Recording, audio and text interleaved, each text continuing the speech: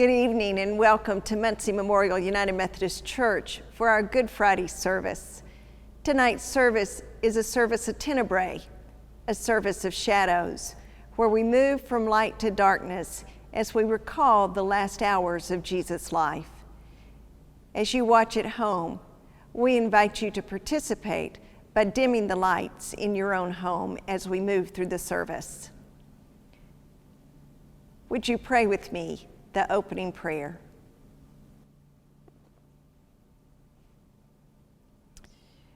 Gracious God, on this day we gather to remember the suffering death of Jesus.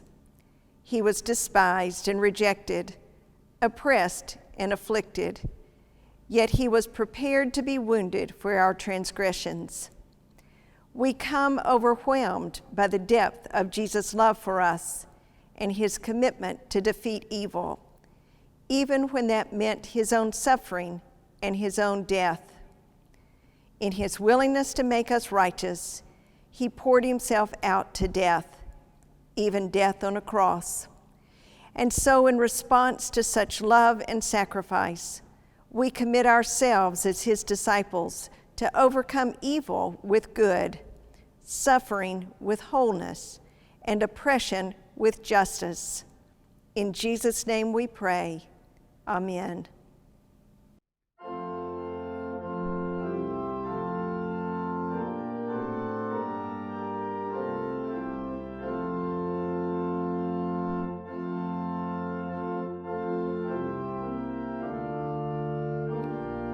Please join in singing from home.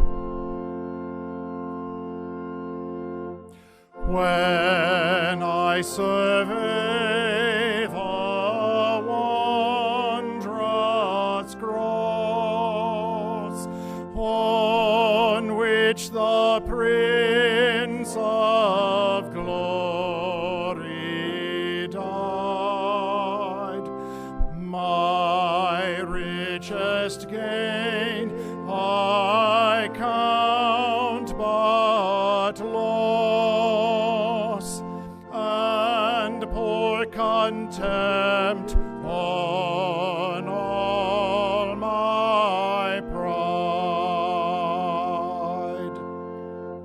Forbid it, Lord, that I should boast, save in the death of Christ my God. All the vain things that charm me most, I sacrifice them to his blood. See from his head, his hands, his feet,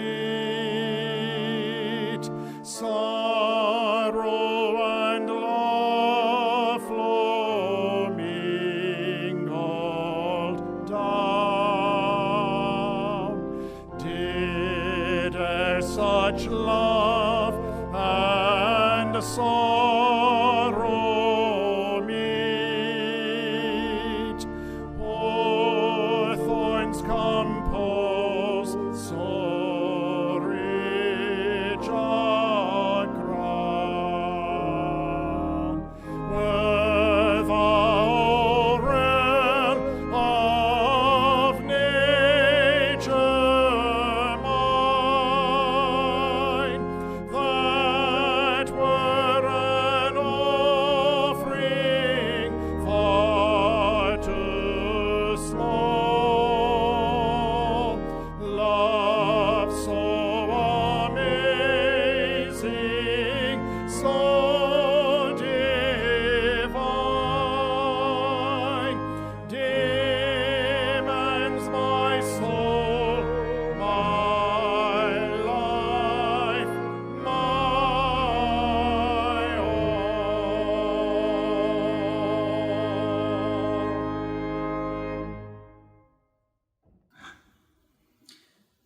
First reading is from the Gospel according to Matthew. Having sung a hymn, they left the city for the Mount of Olives. As they walked, Jesus said to his disciples, "You will all desert me this very night. So it is written in the prophet Zechariah, 'Strike the shepherd, and the sheep will be scattered.'" Then Peter protested, "Though all desert, I will remain by you." Jesus replied, "I tell you truly that in this very night, before the cock crows twice, you shall deny me 3 times. Still, Peter maintained, "Even though I must die with you, I will never deny you." And so declared all the disciples.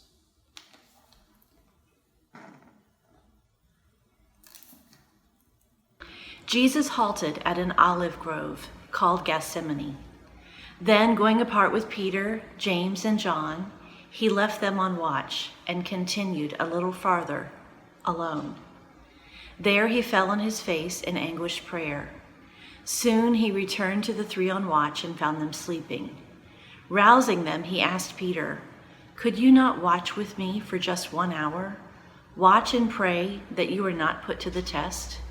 For the spirit is willing, but the flesh is weak." Again Jesus went apart in troubled prayer, and again he returned to find the disciples sleeping. Then Jesus said, "Sleep on and finish your rest. Now is the time for the Son of Man to be delivered into the hands of sinners. Here comes my betrayer."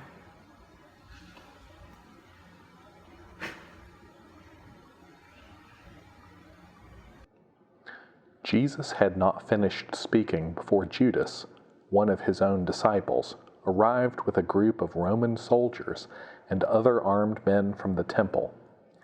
Now the betrayer had arranged with the authorities for a sign, and he said, "The man whom I kiss is the one you want." In accord with this arrangement, Judas went directly to Jesus and cried out, "Greetings, Master." Then he gave him the kiss. Jesus responded, "Judas, would you betray the Son of Man with a kiss?" Immediately, the soldiers laid hands on Jesus and held him fast. Then one of the disciples with Jesus drew his sword and cut off an ear from the slave of the high priest. But Jesus said to him, "Sheathe your sword. All who take up the sword will perish by the sword. Do you not know that I can call upon my Father, and that he will respond at once with more than 12 legions of angels?" Then, turning to the mob, Jesus continued, "Have you come for me as against a rebel bandit with swords and clubs? Why did you not seize me in the temple, where I sat teaching by day? Were you so afraid of the Jewish people that you must come for me by stealth? Nevertheless, your actions are fulfilling the words of the prophets." Then all his disciples forsook him and fled.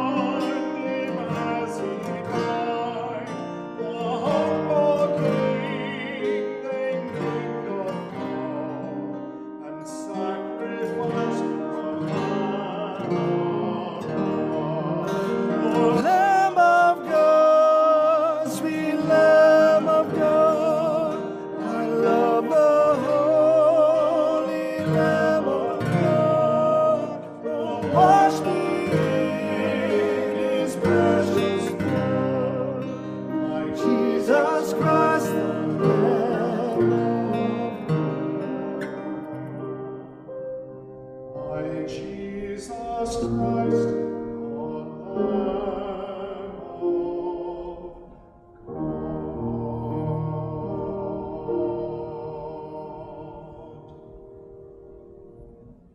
Those who had seized Jesus brought him to Caiaphas, whom the Romans had made high priest. Peter followed at a distance, as far as the courtyard. There he sat with attendants and warmed himself by the fire.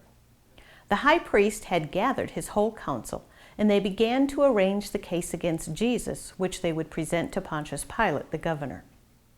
The charge was that Jesus claimed to be king of the Jews, and they brought in many false witnesses, but to no avail. Finally, 2 came forward and testified, "We heard this man say, 'I will tear down this temple made with hands, and within 3 days build another not made with hands.'" The testimony was evidence that Jesus claimed an authority over the temple affairs, which traditionally belonged to the rulers of Israel. And in those days, Israel was ruled from Rome. Yet even these witnesses were unable to agree on their testimony. Finally, Caiaphas stood up and examined Jesus directly. "Have you no answer to these charges?" demanded the high priest. Jesus remained silent and answered nothing. Then the high priest put the question of kingship in terms of royal titles, anointed and Son of God. "Are you the anointed one, the Son of the Blessed?" he probed. Jesus answered, "I am. And you shall see the Son of Man seated on the right hand of the power coming in the clouds of heaven." The high priest turned and said, "What need have we of witnesses? He has condemned himself." They concurred that Jesus was indeed worthy of death. Then those holding Jesus began to spit on him. They covered his face and were striking him as they taunted him. "O anointed one, prophesy who it is who is striking you."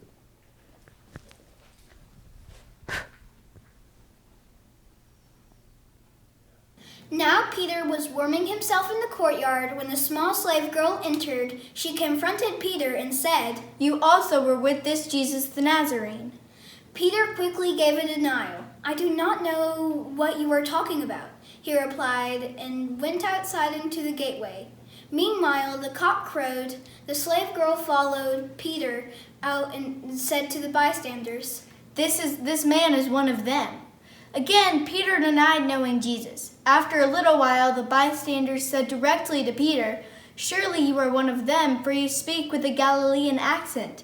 Then Peter began to swear with an oath, "I do not know this person of whom you were speaking." But the cock interrupted him as it crowed for the second time. Immediately, Peter remembered how Jesus said to him, "Before the cock crows twice, he will deny me 3 times." He went out and wept bitterly.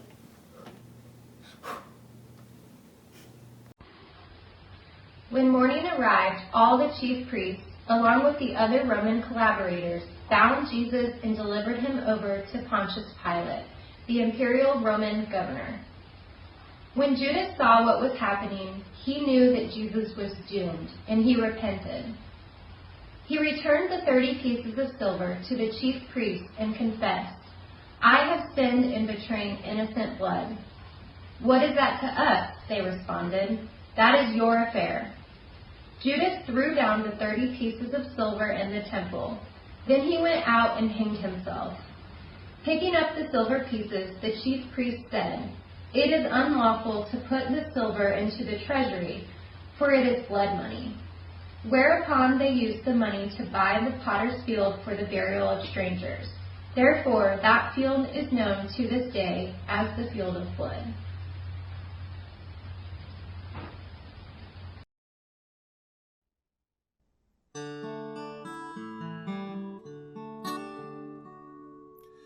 Beneath the cross of Jesus, I fain would take my stand. The shadow of a mighty rock within a weary land, a home within the wilderness, a rest upon the way. From the burning of the noontide heat and the burden. burden of the day. I take across the shadow for my abiding place.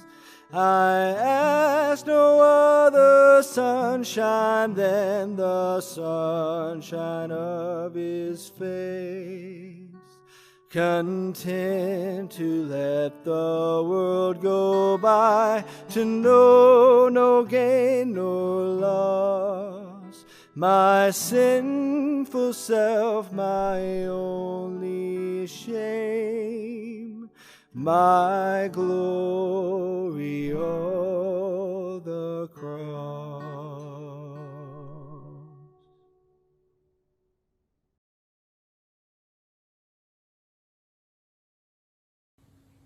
Jesus stood before the Roman governor as the accusers made their charge. "We found this man perverting our nation," they said. "He was forbidding us to pay taxes to the emperor and proclaiming himself the anointed king." The governor asked, "Are you the king of the Jews?" Jesus answered, "You say so." The chief priests were accusing him of many things. Therefore, Pilate again spoke to Jesus. "Have you no answer to give?" he asked. "Look how many accusations they are making." Jesus astonished Pilate by remaining silent.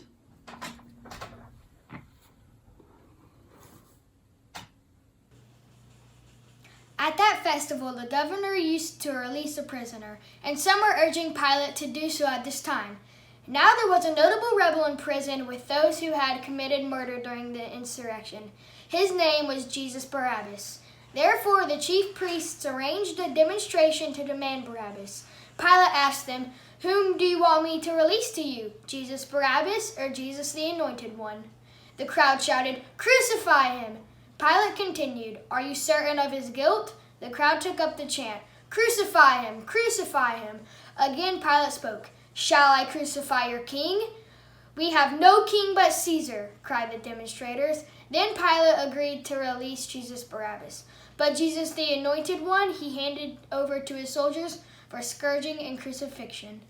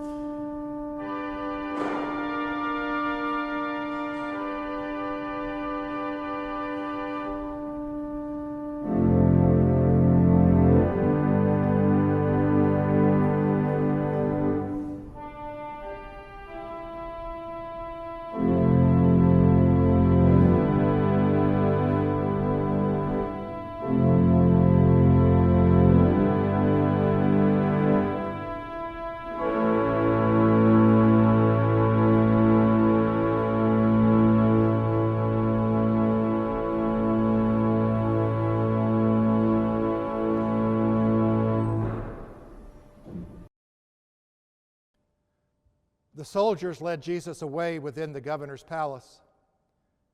There they assembled the whole battalion. They clothed Jesus in royal purple.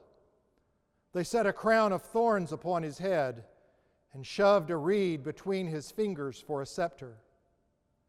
They began to mock him by kneeling before him and proclaiming, "Hail, King of the Jews!" They also spat upon him and smote him on the head with a stick. Then, after mocking him, they took away the purple, returned his own clothes, and brought him out to crucify him.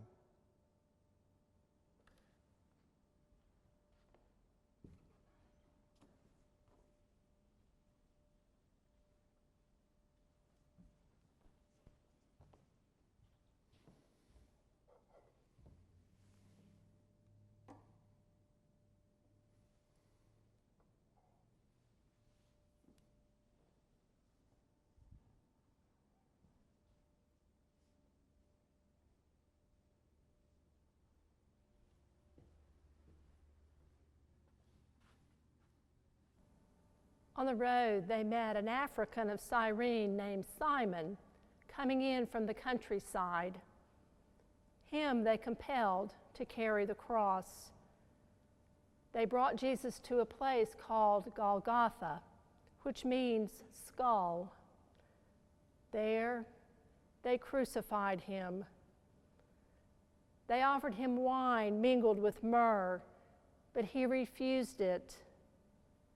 His garments they divided among themselves, casting lots for them. Over his head they inscribed the charge against him, the King of the Jews. Also there were 2 insurrectionists crucified with him, one to his right and one to his left.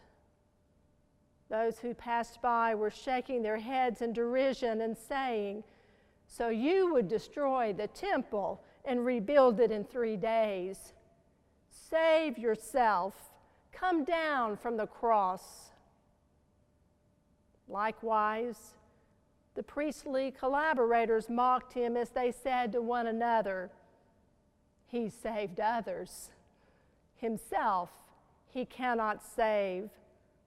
Let the Anointed One, the King of Israel, come down from the cross, that we may see and believe."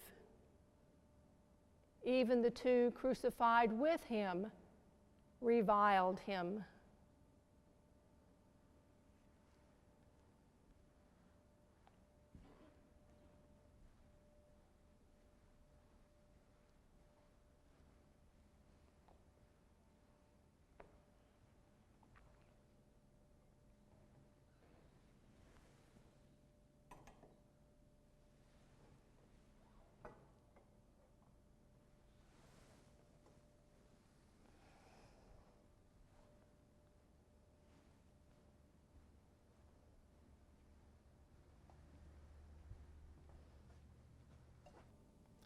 Now from midday there was darkness over the whole land until 3 p.m.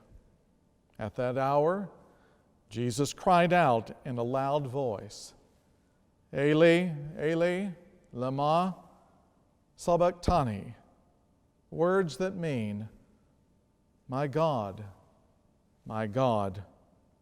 why have you forsaken me?" Some of the bystanders said, "Look, he is calling for Elijah."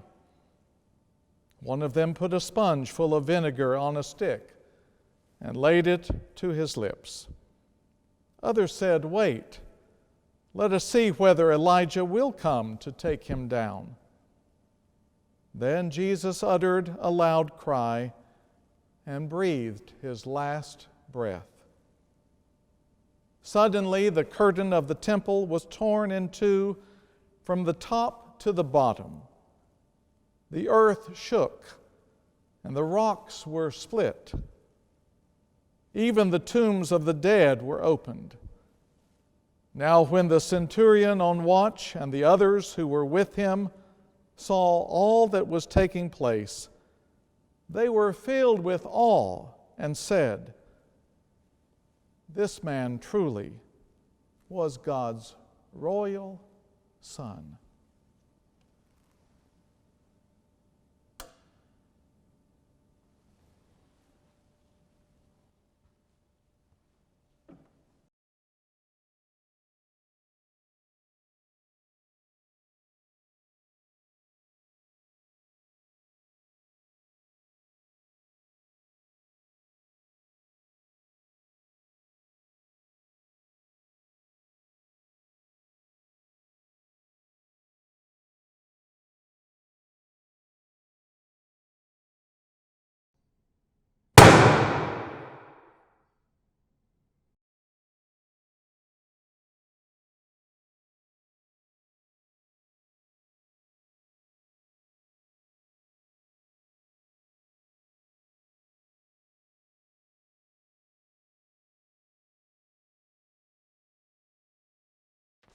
Surely he has borne our griefs and carried our sorrows.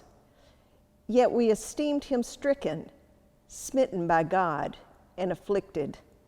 But he was wounded for our transgressions. He was bruised for our iniquities. Upon him was the chastisement that made us whole, and with his stripes we are healed. All we like sheep have gone astray. We have turned every one to his own way. And the Lord has laid on him the iniquity of us all. He was oppressed and he was afflicted, yet he opened not his mouth. Like a lamb that is led to the slaughter, and like a sheep that before its shearers is silent, so he opened not his mouth. By oppression and judgment he was taken away. And for his generation, who considered that he was cut off out of the land of the living, stricken for the transgression of my people? And they made his grave with the wicked, and with a rich man in his death, although he had done no violence, and there was no deceit in his mouth.